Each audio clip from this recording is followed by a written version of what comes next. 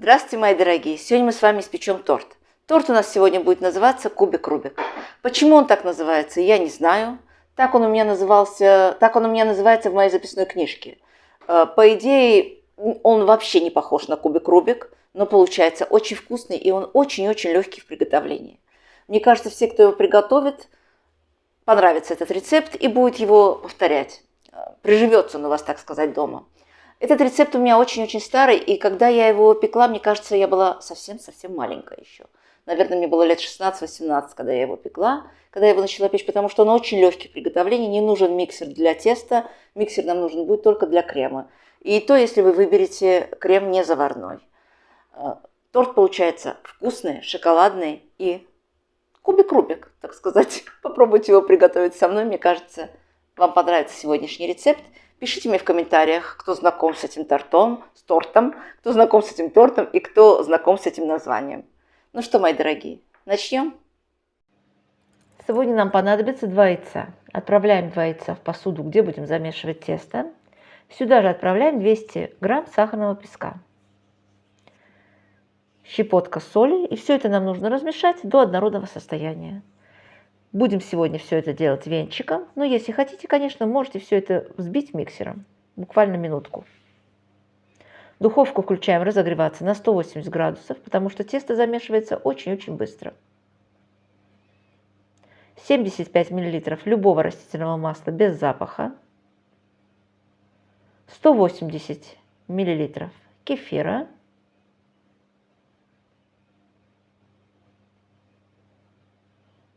полторы чайной ложечки разрыхлителя, и нам понадобится еще пол чайной ложечки соды. Раньше, когда не было разрыхлителя, я добавляла в тесто полторы чайной ложки соды. Но с появлением разрыхлителя заменила часть соды на разрыхлитель, и так получается намного лучше. Ванилин или ванильный сахар. У меня 1 капсулка, можете положить 1 чайную ложечку ванильного сахара. Все это хорошенько размешиваем. Просеиваем муку 240 грамм. Ни сода, ни разрыхлитель в тесте абсолютно не чувствуются, не бойтесь. Сюда же добавляем 40 грамм какао. Какао нам нужно сегодня не сладкое. Просеиваем какао тоже. Комочки растираем ложечкой. Тесто замешивается очень-очень быстро. Торт получается вкусный. Немножко, конечно, он получается своеобразный.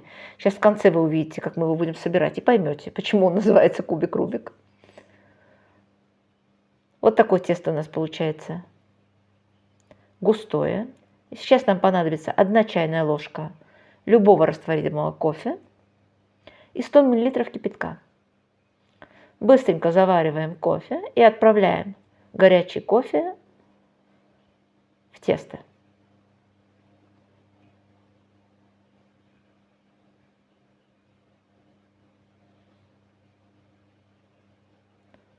Размешиваем. Больше нам ничего не понадобится.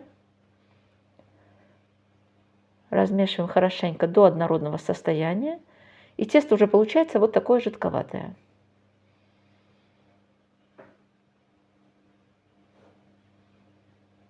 Форма 26 сантиметров, она у меня разъемная. Можете взять неразъемную форму, обыкновенную.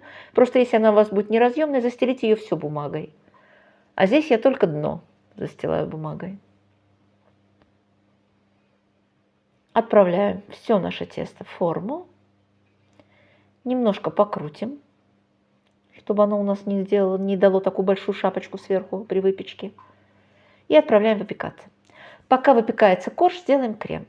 Для крема нам понадобится 1,5 банки сгущенки.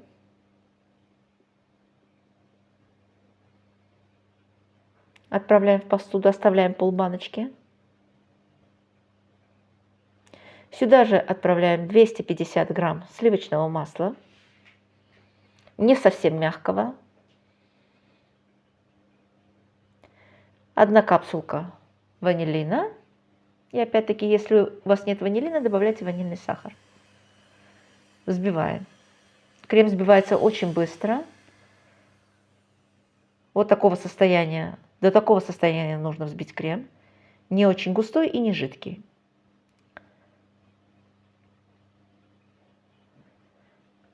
Корж у нас уже выпекся. Проверяем его на готовность. Он у нас готов. Конечно, он потрескался, но это ничего страшного нету. И нам нужно его остудить. Остужаем корж хотя бы 2-3 часа. Он должен очень хорошо остыть. После того, как корж остудили, переворачиваем, снимаем бумагу.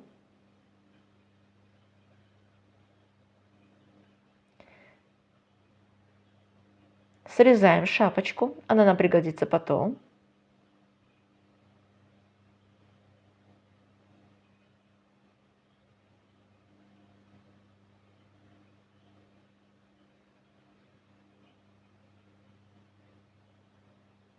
Разрезаем корж на мелкие-мелкие кубики.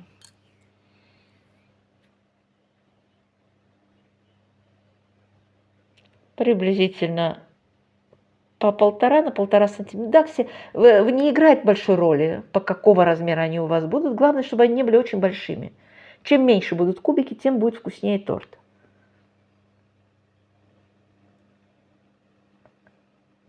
Отправляем наши кубики в другую посуду. Оттуда нам будет удобнее их брать. Не стремитесь их сделать одинаковыми.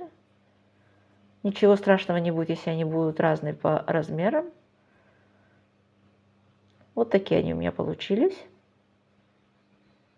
Сейчас начинается самое интересное. Нам нужно будет каждый кубик обмазать кремом и уложить его на блюдо. Можете собрать в форме квадрата, можете собрать в круглой форме. Кому как нравится. Так как я его всю жизнь собирала круглым тортом, поэтому сегодня я буду делать то же самое. Я вам показываю круглый вариант.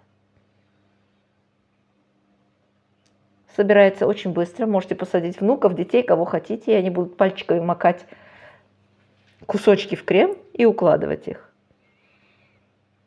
Бесподобное занятие для детей. Все это смазываем сверху оставшимся кремом. И так как уже появилось у нас и разъемное кольцо, и всякие разные хорошие принадлежности, раньше не было ни этого разъемного кольца, ничего, поэтому сегодня я его соберу в разъемное кольцо. Вы можете точно так же собрать его в форме, в которой вы его выпекали, а можете сделать, как я вам показала, сразу на блюде.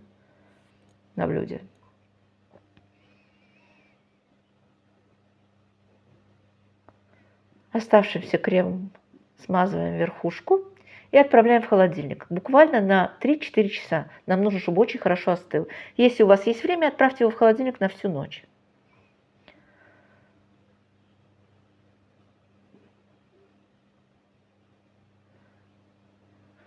Вытаскиваем с холодильника, проводим ножиком по краюшку, чтобы легче снять кольцо.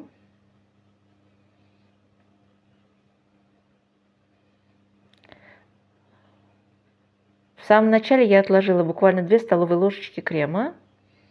Сейчас я провожу этим кремом по краюшку торта. И все. Сейчас мы сделаем крошку из верхушки, то, что срезали. Эту крошку мы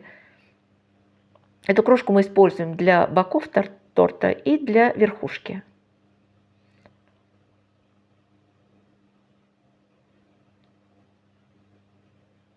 Все, он у нас уже готов. Так как он уже отстоялся в холодильнике, можно сразу резать. Получается очень сочный, очень вкусный. И, как вы поняли, очень бюджетный торт. Абсолютно несложный в приготовлении. Время у вас уходит только на кубики, чтобы их обмазать кремом. И все. Но вкус, очень вкусный торт получается. Попробуйте, мои дорогие, его спечь. Мне кажется, вам всем понравился рецепт. А кто его попробует, все будут в восторге. Всем приятного чаепития. Пока-пока и до новых встреч.